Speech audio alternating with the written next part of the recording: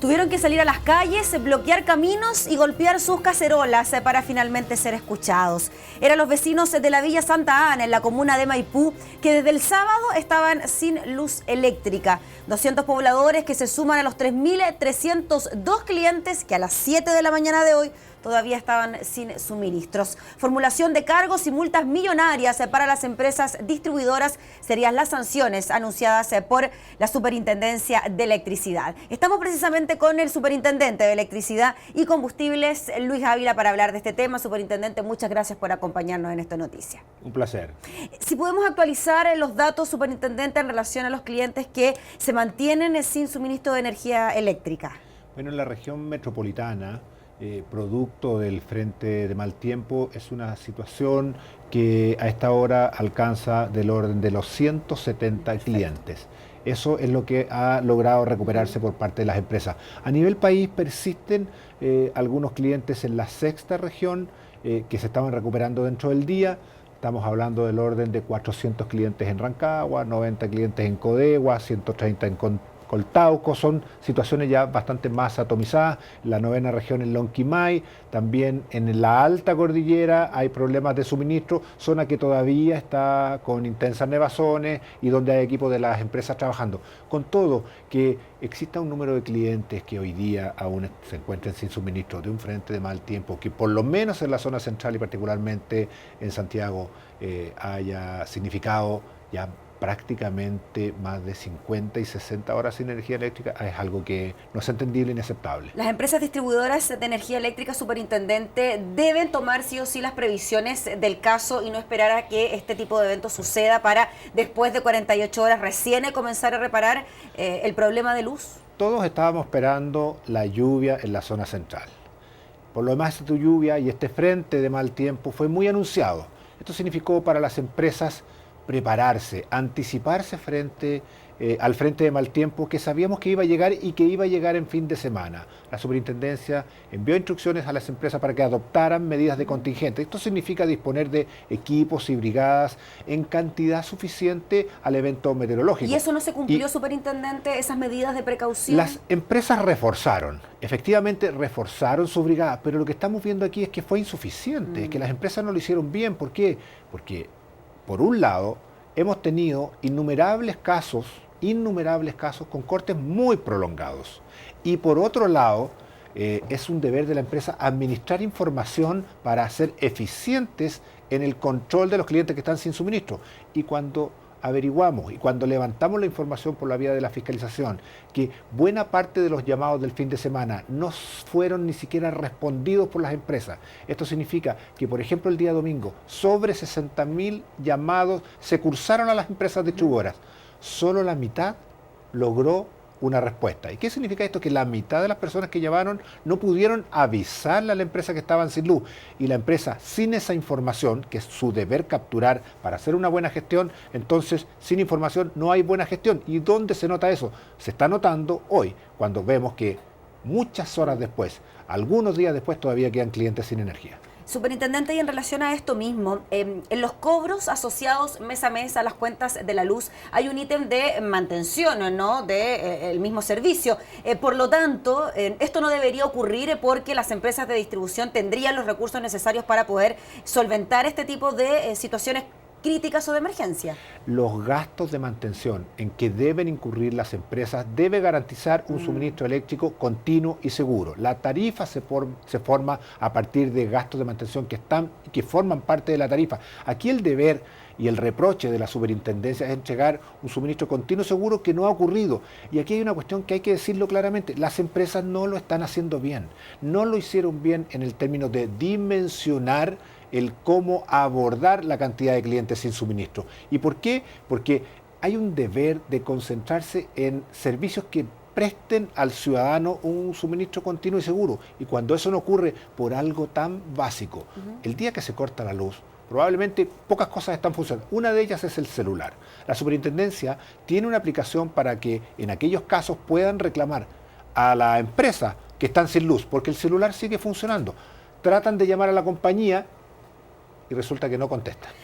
Ponen los reclamos en la SEC, 1.600 reclamos recibió la SEC el día domingo.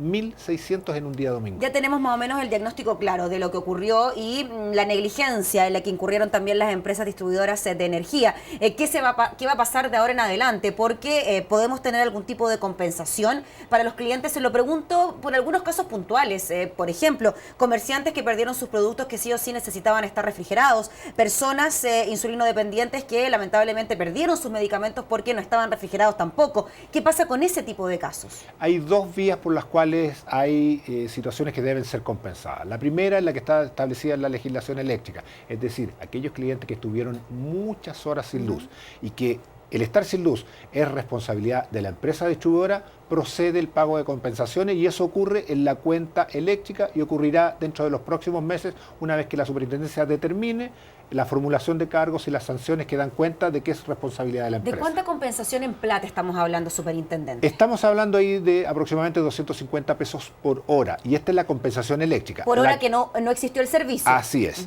Una segunda línea es aquellos daños que producto de la falta de energía se hayan producido, por ejemplo, en el refrigerador, en producto o en otro tipo de actividades que tienen las personas y que no pudo ser ejecutada o realizada porque no había el suministro eléctrico. Superintendente, eso está contemplado en la Ley de Protección de Derechos del Consumidor. ¿Ustedes van a formular cargos? ¿Las personas que se vieron afectadas se tienen que comunicar con ustedes para exigir las compensaciones o la empresa eléctrica simplemente hace aquella compensación? El proceso ya lo está haciendo la superintendencia para cada uno de los clientes que ha estado sin suministro. Perfecto. Le agradecemos, superintendente, por aclarar también todos estos puntos y entregar algo más de tranquilidad a la gente. Muy bien. Que esté muy bien. Un placer.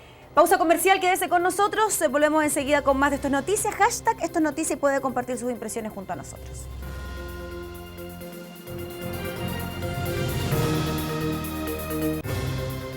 Cuando ya los senadores habían endurecido la ley de tabaco con la aprobación de cajetillas genéricas y la eliminación de aditivos en los cigarrillos, ahora la normativa se vuelve aún más prohibitiva.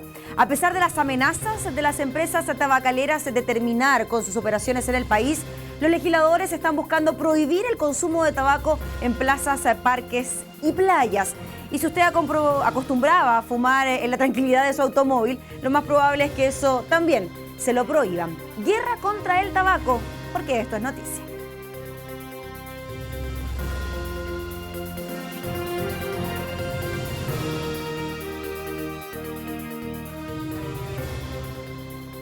Tomamos contacto de inmediato con el Congreso Nacional. Nos acompaña la senadora de la Democracia Cristiana, integrante de la Comisión de Salud del Senado, Carolina Goich. Senadora, ¿cómo está? Muy buenas noches. Buenas noches, Gabriela. Senadora, bueno, si nos puede comentar los últimos detalles de la discusión que se estaba registrando en el Senado sobre esta ley. Entendemos que la votación se suspendió hasta mañana. Sí, bueno, esta es una ley que trae varios artículos, varias disposiciones. Yo te escuchaba y decías, cuando ya endurecimos la legislación, todos estos aspectos están dentro de un esfuerzo por adecuar nuestra legislación al convenio que tiene la Organización Mundial de la Salud en materia de control del tabaco. Y lo que busca es, ojalá, disminuir el número de personas que son consumidores de tabaco. Lo explicaba el subsecretario el otro día cuando iniciaba su discurso. Nosotros somos campeones de América en el fútbol y estamos felices con eso, ¿no es cierto? Pero también tenemos el triste récord de ser campeones en términos de la cantidad de personas que fuman. Y eso no es un buen título. Significa más de 16.000 muertes al año, más de un billón de pesos que se gastan en salud pública justamente por enfermedades asociadas al tabaco. Y todas las medidas están orientadas a regular la publicidad, sobre todo pensando en los más jóvenes, en los niños que hoy día, en la mitad de los casos, terminan fumando cuando salen del colegio, o un tercio de ellos en octavo básico está fumando, y esas son cifras alarmantes. Senadora, ¿qué le parecen las críticas por parte de algunos parlamentarios de la Alianza, quienes se plantean que se están dando ciertas libertades adicionales, por ejemplo, con la despenalización del autocultivo de marihuana y que se están endureciendo aún más las posturas frente al consumo de cigarrillos? Mira, son dos proyectos distintos. Yo creo que respecto del consumo y sobre todo recreativo de la cannabis falta todavía discusión y de hecho se va a hacer en la comisión en detalle, ¿no es cierto?, en materia específica. Ahí yo, si me preguntas a mí, soy partidaria del uso medicinal de la cannabis, de la marihuana, pero no así el ampliar, porque creo que efectivamente hay un mensaje que es contrapuesto. sobre todo pensando en los niños, y eso va a tener que ser parte de la discusión más en detalle, el cómo no facilitamos el acceso a los niños, el cómo no instalamos una sensación de que esto no tiene riesgo para la salud. ¿Ya? En eso, por lo menos en ambos casos, yo creo que tenemos que avanzar. Ojalá una persona adulta, uno entiende que tiene otros elementos para decidir. También respecto del tabaco, si lo que buscamos acá es una industria donde toda la publicidad va dirigida a los niños, ¿por qué impedimos, no es cierto, el que se puedan usar aditivos de vainilla, de sabor chocolate o incluso el mentol? Lo que hace el mentol es que cuando tú fumas por primera vez, en vez de sentir que te raspa en la garganta, eso se adormece por efecto del mentol. Entonces, lo que favorece es que la persona que fuma por primera vez no lo encuentre malo, sino que al contrario, siga con el hábito. Senadora, y la respuesta por parte de las tabacaleras, específicamente de British American Tobacco, quien amenazó con terminar con las operaciones en el país de prosperar precisamente esta ley. Según ellos, no se podría continuar con las operaciones bajo estas condiciones. Mira, a mí me parece una amenaza simplemente inaceptable. Inaceptable. Uno dice, las tabacaleras, uno esperaría que son parte del problema, sean parte de la solución también. Y no esta amenaza que además es infundada, hablan de lo que dejaría de percibir el Estado por concepto de impuestos. Yo te he señalado recién, 1 billón de pesos lo que gasta el sistema de salud público por enfermedades asociadas al tabaco. Y ahí también hay una responsabilidad, ¿no es cierto? Pongamos y ponemos peso sobre peso. Cuando planteamos la cajetilla genérica, que además es una medida que se ha ido tomando cada vez en más países. Algunos dicen que es solo Australia, mentira, también está tomando la misma decisión el Reino Unido, Finlandia, en fin, países que nosotros miramos habitualmente con admiración, y eso tiene que ver porque es una de las medidas que más ha resultado, en conjunto con otras, por supuesto, para disminuir el uso de tabaco y sobre todo en personas más jóvenes, en adolescentes, en niños o en niñas. Senadora, en anteriores discusiones sobre esta misma ley, los mismos parlamentarios han acusado cierto lobby por parte de la empresa tabacalera. ¿Ha ocurrido en esta discusión? Mira, a mí no me ha tocado. Yo creo que además las tabacaleras tienen muy claro el cómo uno piensa. Pero sí lo que uno ve es que muchas veces se pone al frente a los trabajadores. Y a mí me parece que esa es una práctica inaceptable. El decir aquí se van a perder fuentes de trabajo o esta amenaza de retirarse de Chile y retirar sus operaciones y poner el desempleo al frente, me parece es que es hacerle el quite a la discusión de fondo. Uno sabe cómo funciona el mercado y aquí en la medida en que hayan consumidores van a ver quiénes producen, sea esta empresa, la British American o sea otra. Yo creo que aquí lo que uno espera más bien es la disposición a entender que hay un problema de salud pública, efectivamente derivado del alto consumo de tabaco, que queremos que ojalá nuestros niños no inicien el hábito de fumar chicos, sino que efectivamente si lo haces como adulto sea una decisión tuya que no involucre a terceros. Senadora, en cuanto al detalle de esta normativa, lo decíamos al inicio, se está buscando además prohibir fumar en parques, en plazas, en playas y al interior de los automóviles. ¿En qué se avanzó y en qué no se pudo avanzar en cuanto a la discusión que sostuvieron hoy día ustedes los senadores? Bueno, todos los temas que tú planteas van a ser parte de los artículos que tenemos que seguir votando el día de mañana. Hoy día lo que avanzamos es en fortalecer a la autoridad sanitaria, aquí a las Seremis de Salud, para que sean ellas las instituciones que fiscalizan, que si hay incumplimiento de la ley también puedan iniciar sumarios sanitarios y multar, de acuerdo a cómo está establecido en el Código Sanitario. Hoy día, ¿qué es lo que pasa? Que el fiscalizador de la Seremi de Salud tiene que ir y hacer la denuncia en el juzgado de policía local. Y es un procedimiento que ha sido poco efectivo, que muchas veces distrae además recursos municipales, distrae recursos de la Seremi de Salud, y nos parece que tal cual como pasa en los temas de alimentos o de la emisión de fuentes fijas o en temas que tienen que ver con accidentes de trabajo, sea la Seremi de Salud y ahí la autoridad sanitaria quien tenga que resolver. Eso es una de las cosas que aprobamos hoy día y el día de mañana vamos a continuar con aspectos como que en el automóvil cuando hay un niño no se pueda fumar, me parece que eso debería ser aprobado. También el cigarrillo es un distractor cuando se está fumando, entonces nos parece que hay un doble motivo, tanto cuando hay menores como cuando vas manejando, el evitar fumar. Y en términos de uso de espacios públicos, yo creo que para nosotros lo más importante es la plaza de juego, al lado del refalín, al lado del columpio, cuando hay un niño y una persona adulta fumando. Aquí lo que queremos es que no se aprenda por modelos de adultos. Un niño que ve a personas al lado fumando dice, hay ahí, ¿no es cierto?, un ejemplo, y además de que tú aspiras el mismo humo del cigarro. Y lo que decimos no es que no se fume en la plaza, sino que hay un espacio que no sea donde están los juegos, donde estén las banquitas, ¿no es cierto?, donde se pueda fumar, que separemos eso. Una, para que no esté el ejemplo que haga que los niños asocien esto a algo divertido, algo que ellos quieren hacer también, y la otra es para evitar la contaminación del aire que respiran también los niños. Senadora, en definitiva entonces para mañana entonces se posterga la votación de esta ley y ahí estaría en condiciones de cumplir ya su tercer trámite en la Cámara de Diputados, continuando con las presiones también por parte del sector tabacalero. Sí, Gabriela, ha sido una discusión difícil, lo hemos visto en el debate, donde hay mucho lobby, como tú has señalado. Vamos a ver si logramos terminar mañana y si no, seguiremos en las próximas sesiones, pero yo creo que en esto tenemos un imperativo de salud pública que tiene que ver con proteger a nuestros niños, con que ojalá reduzcamos el porcentaje de personas en Chile, de chilenos y chilenas, ¿no es cierto?, que hoy día fuman y que arriesgan su salud. Nos queda una sola pregunta, nos llega a través de Twitter, senadora. La reforma tributaria incluía un alza en el valor de los cigarros. ¿Con estas nuevas restricciones también hay algún incremento en el precio de los cigarrillos? No hay un incremento. Aquí no hay justificación porque no hay un nuevo impuesto, no hay materias que encarezcan la producción de cigarrillos. Muy bien, pues senadora, le agradecemos, que esté muy bien. Muchas gracias, Gabriela, buenas noches. Gracias, buenas noches. Mañana entonces estaremos muy atentos a lo que ocurra con esta normativa que se discute y se vota en el Senado. Pausa y volvemos a nuestras noticias.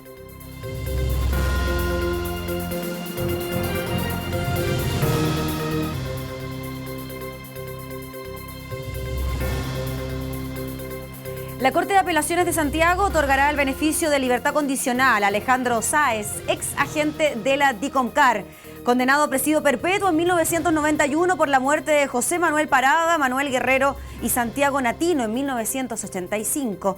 Reacción inmediata por parte del Ministerio de Justicia, que anunció la presentación de un recurso de protección ante la Corte Suprema y la revisión del reglamento penitenciario para avanzar en causales más rigurosas y estrictas. Conversamos de este tema con Rodrigo Lledó, jefe del área jurídica del Programa de Derechos Humanos del Ministerio del Interior. Rodrigo, ¿cómo está? Muy buenas noches. Buenas noches.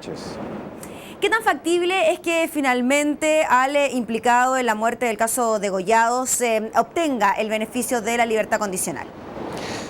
Bueno, se ha dictado esta resolución, nosotros mañana estamos apelando de la misma y el recurso va a ser conocido por la tercera sala de la Corte Suprema, que es la sala constitucional, y va a tener que evaluar si aquí se está haciendo justicia o no en un caso tan delicado y tan emblemático como este, ¿no? ¿Usted coincide con lo que decía en la tarde la ministra de Justicia, Javiera Blanco, quien decía que había que revisar el reglamento penitenciario y quizás no otorgar beneficios carcelarios a condenados por violaciones a los derechos humanos, delitos contra la humanidad? Totalmente. Estos son crímenes contra la humanidad. En las causas se aplican normas internacionales incluso para establecer la condena, para que no prescriban estas causas, para no aplicar la amnistía se invocan normas internacionales. Son crímenes gravísimos que afectan a la humanidad entera y por tanto tienen que también tener un trato diferenciado desde el punto de vista del cumplimiento penitenciario. Hoy día son tratados como delitos comunes porque el reglamento penitenciario y la ley que regula la libertad condicional no hacen diferencia alguna, porque estos crímenes evidentemente antes no se cometieron. Recordemos que estas son normativas muy antiguas, antes de la dictadura. La ley que regula la libertad condicional es de 1925 y si bien ha tenido alguna modificación recientemente, este tema no se ha abordado nunca y pareciera ser que ya es el momento de abordarlo con seriedad. Rodrigo, y es por eso que finalmente Sáez Mardones gozaba ya del beneficio de la salida de fin de semana desde junio del año 2013. Él presentó esa solicitud, nosotros como programa también nos opusimos, también apelamos y finalmente la tercera sala de la Corte Suprema le concedió este beneficio. ¿Y cómo se puede interpretar aquel beneficio, Rodrigo, una persona condenada a cadena perpetua por un crimen tan horrendo como el que conocimos en la década de los 80, pueda llegar a obtener este beneficio? ¿Todo se basa entonces en el reglamento penitenciario y la no diferenciación entre delitos y delitos? No, ese es un aspecto, yo diría que es a futuro.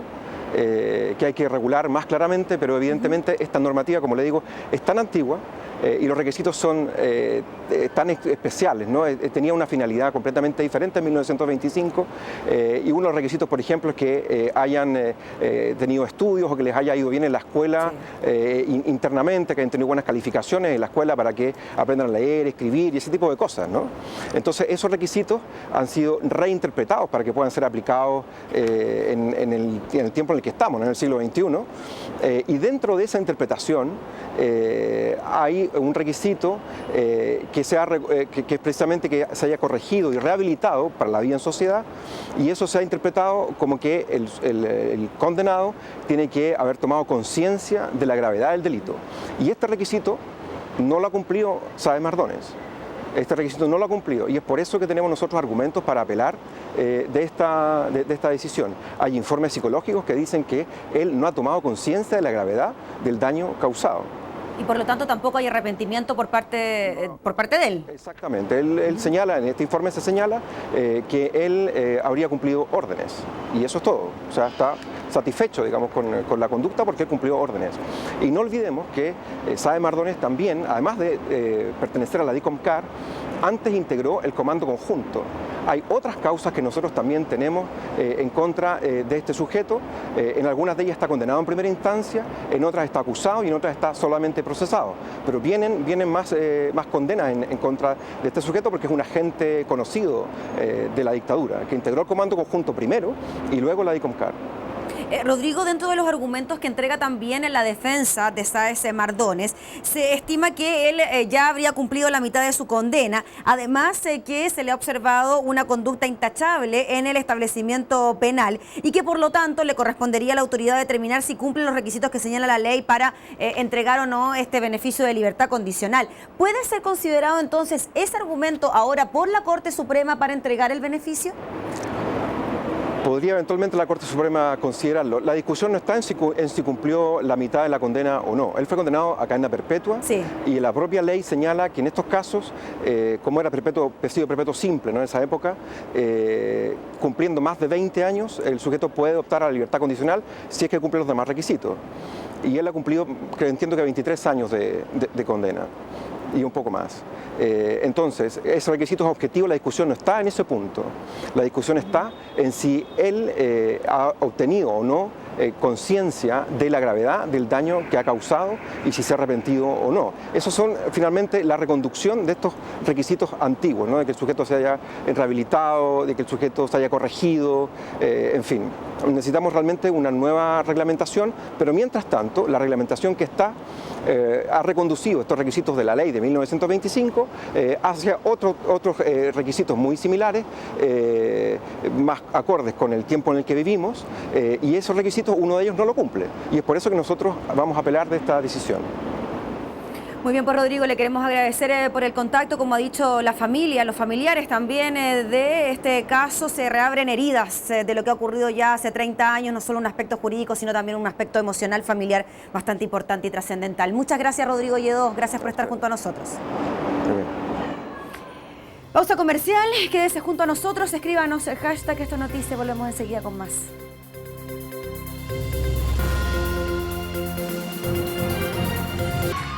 Los prepago Claro no dejan de compartir porque ahora al recargar tu prepago puedes enviar mensajes por WhatsApp y navegar por Facebook y Twitter sin descontar de tu saldo. Que estemos todos compartiendo con Claro es posible.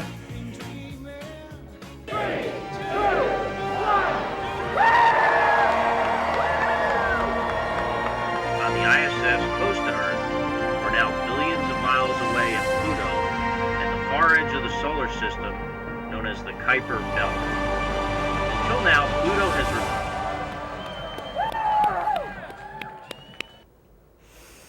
A partir de hoy podremos descubrir los misterios de Plutón, el último de los planetas del sistema solar.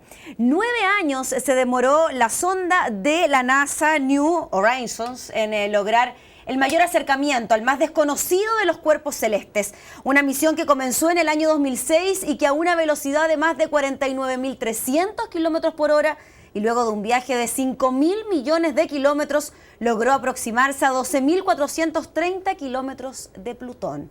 Profundizamos en este verdadero avance para la ciencia con José Massa, astrónomo y profesor de la Facultad de Física y Matemática de la Universidad de Chile. Profesor, un gusto conversar con usted estos temas. Un placer estar aquí.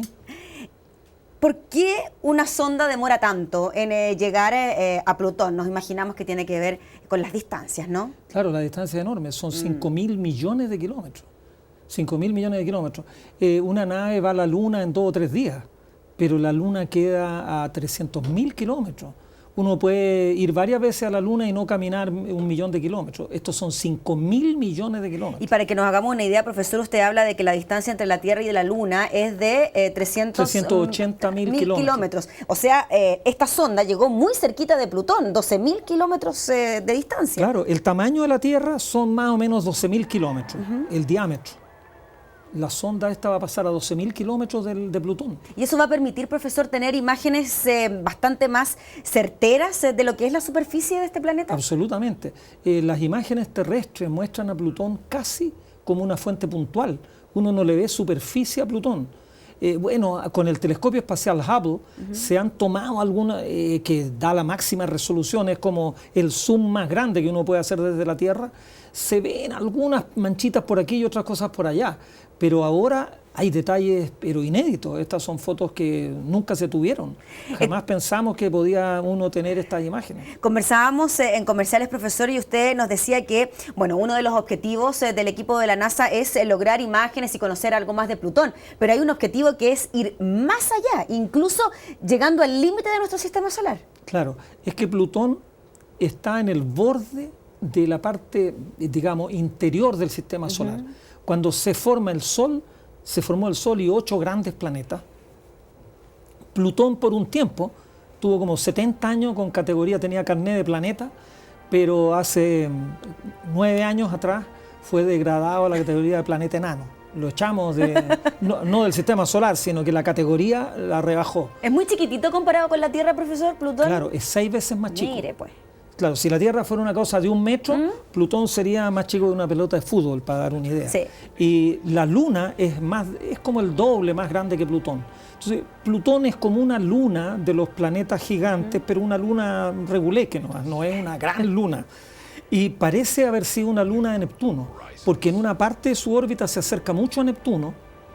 Incluso durante como 10 años Plutón está más cerca del Sol que lo que está Neptuno, y después se aleja y se aleja, tiene una órbita bien elíptica y da unas vueltas raras. Entonces, en esa zona donde Plutón es el más conocido, hay muchos más objetos. Se llama el cinturón de Kuiper, que es un astrónomo de la Universidad de Chicago de hace muchos años, que dijo, cuando se forma el sistema solar deben de quedar como los restos de la construcción en una zona periférica, que sería esto, entre 40 unidades astronómicas y 100 unidades astronómicas. ¿Y el objetivo sería entonces traspasar bueno, por lo espacio? menos explorar esa zona. Se ha demorado 9 años en llegar a 40 unidades astronómicas, un poco menos en realidad, que a Plutón está ahora como a 32, 33.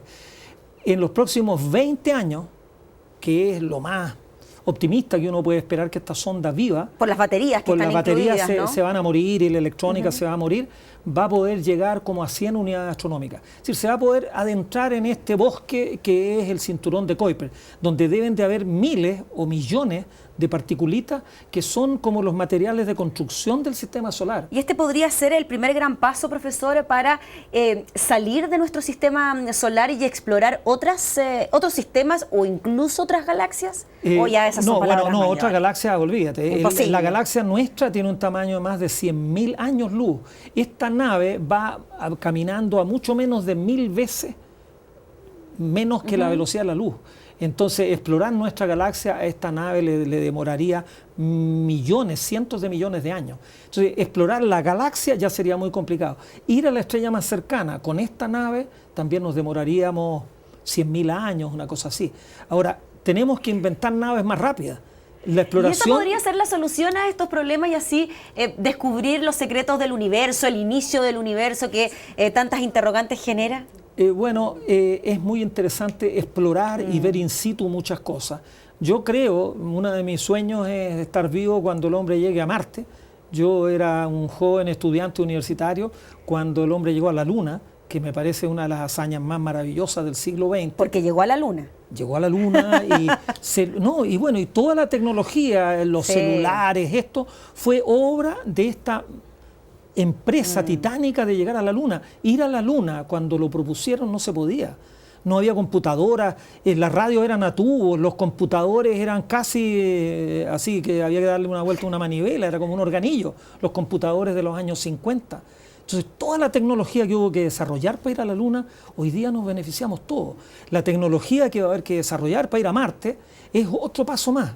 Con la tecnología actual, ir a Marte es re difícil. Uno se demora como un año en ir y como un año en volver. Entonces, ¿quién va a querer? Eso sí que va a ser un reality show de estar 2 años, 10 personas metidas en una cosa más chica de esta pieza. Se van a volver locos. Entonces, uno tiene que ir en un mes a Marte. Por eso se puede hacer en un mes y medio. Pero tenemos que desarrollar esa nueva tecnología. Y con ella podríamos ir a Plutón a lo mejor en el futuro, en un par de años, en vez de demorarnos 10, como se ha demorado esta nave. Profesor, nos llega una pregunta. Marcelo Máximo nos escribe a través del hashtag Esto es Noticia. ¿Cuándo dejarán de depender del combustible orgánico? ¿Eso es así? No, las naves no tienen nada que ver con el combustible orgánico. Las naves, un porcentaje de ellas, no estoy seguro de esta, porque la verdad es que yo de astronáutica entiendo lo que leo en el diario. Dependen de energía solar. Perfecto. Y con eso cargan las baterías y en algunos casos tienen una pilita de energía atómica que las hace un poco peligrosas, porque si la nave como que no resulta en el lanzamiento, podría caer y contaminar con energía nuclear. Son las dos fuentes. Pero no, nadie... Bueno, queman combustible para tirar un poco la nave para arriba.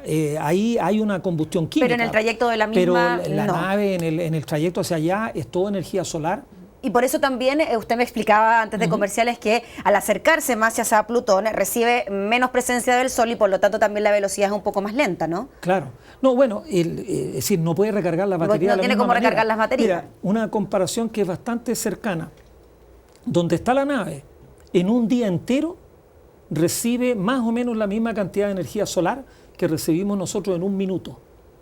Si tú te pones un minuto al Sol, estás recibiendo la misma cantidad de energía que recibirías en Plutón estando un año entero continuo al Sol. Profesor, usted decía que no se quería morir antes de ver al hombre llegando a Marte, ¿no? Ese sería un sueño, ¿no? Me imagino, para todo el mundo de la ciencia. ¿Estaremos vivos cuando el hombre pueda llegar a Plutón? Se lo pregunto quizás por las generaciones que vienen ahora. Bueno, yo no creo que ni siquiera mis nietos vayan a estar vivos cuando el hombre llegue a Plutón. Es más, yo no creo que el hombre nunca llegue a Plutón. La temperatura en Plutón son como 220 grados bajo cero. Entonces hay que ir a Marte y hay que colonizar Marte y hay que comprarse una parcelita en Marte, ahí en el Ecuador marciano. ¿Es la vivienda del futuro? ¿Es claro, el planeta del futuro? Claro, si cambia el plano regulador vamos a hacer un tremendo negocio comprando una parcelita en Marte. Pero Marte es el lugar donde el hombre tiene que ir. Y tal vez la Luna. La Luna está aquí al lado, la hemos dejado así, mirado en menos, porque parece que no hay agua en la Luna y eso complica mucho hacer una colonia en la Luna. En cambio en Marte pero no tendríamos ese inconveniente. Habría agua, por lo menos un poco de agua hay en los polos y uno podría ese agua llevarlo para el Ecuador y uno podría llevar como en un centro comercial en que está todo artificial, uno pone un centro comercial en Marte y puede llevar miles, millones de personas a Marte. Oiga, profesor, y con estos avances de la ciencia, ¿usted cree que se pueden despejar ciertas interrogantes sobre la presencia, ausencia, validez o no de vida extraterrestre o incluso intraterrestre? Bueno, seguro. En el sistema solar podemos ir a ver la vida que hubiera. Hay algunos lugares bien especiales que podrían tener vida. Vida rarísima. Tendríamos que mandar delfines para conversar con los pescados, por ejemplo, del satélite Europa de Júpiter. Europa tiene una costra de hielo, pero debajo parece que hay un océano líquido y a lo mejor hay pescado ahí. Sería interesante comerse un filete de pescado de... Imagínense cuánto costaría. Estudiar, no estoy bromeando. Sí. Estudiar vida que pudiera haber en el océano de Europa, del satélite Europa de Júpiter, o el satélite Titán de Saturno. Titán, el ambiente es muy frío, 150 grados bajo cero, pero tal vez en algunas zonas puede haber algunas partes más calentitas y ¿por qué no hay vida? A lo mejor podrían haber volcanes que vayan calentando un poco la zona y haya algunas formas de vida. Vida en el universo es muy difícil de explorarla in situ. Ir a la estrella más cercana nos demoraríamos con esta tecnología como 100.000 años. ¿quién va a ser tan loco de irse en una nave? Obviamente no va a durar 100.000 años él en la nave, pero digamos, explorar la vida hay que hacerlo con telescopios desde la Tierra, mandar señales, mirar, buscar planetas extrasolares que se conocen mucho. Profesor, le queremos agradecer por estar junto a nosotros, por hacernos soñar y por acercarnos también un poquito más a las estrellas. Un placer. Que esté muy bien. Y con esto ya nos vamos, agradeciéndole por estar junto a nosotros, invitándolos a continuar en la sintonía de UCB Televisión. Nos reencontramos mañana, que esté muy bien.